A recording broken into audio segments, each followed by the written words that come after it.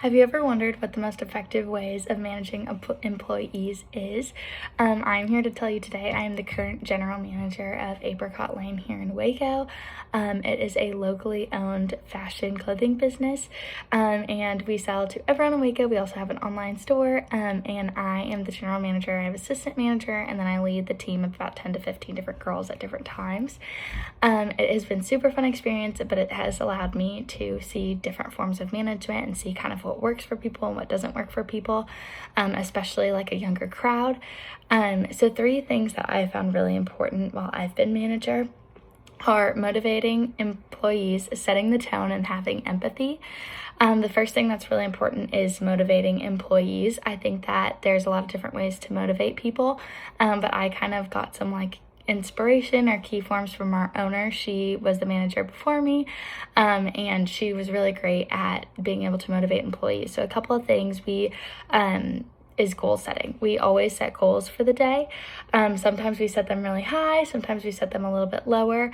And I realized that setting them lower actually can motivate people, because if you always set them too high and people are never making their goals, then they just sort of give up.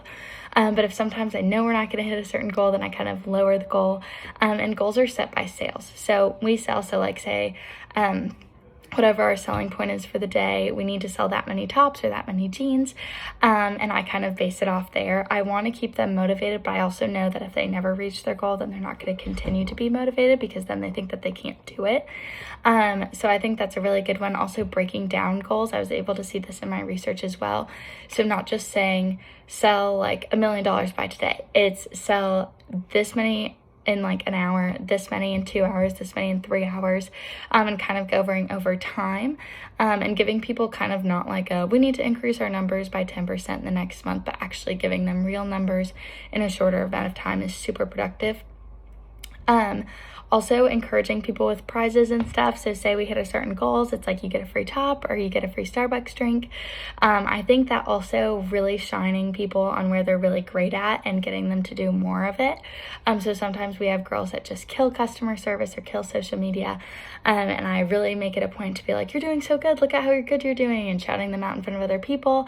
And then being oh my gosh, do you want to do more of this?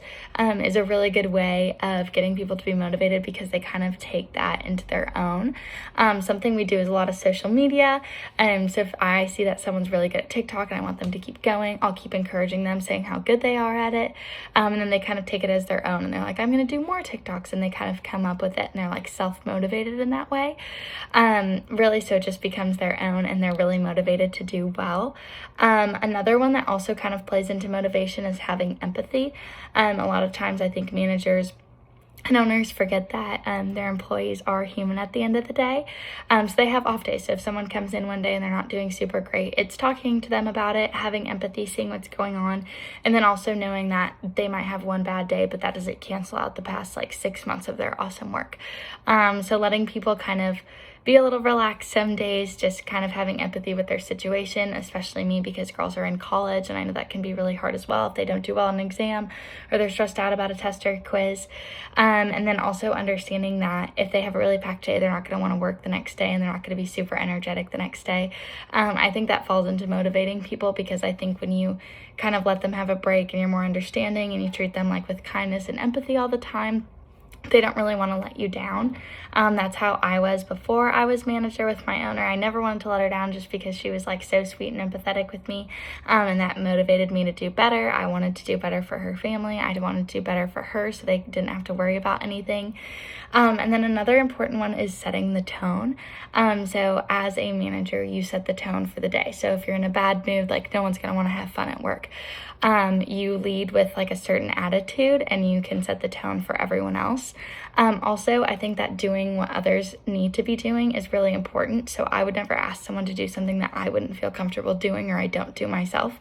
I wouldn't have them set a certain number of expectations or have them do a certain amount of social media content work for the day if I wasn't going to do that myself. I think when you set the tone also, you're setting a really good example.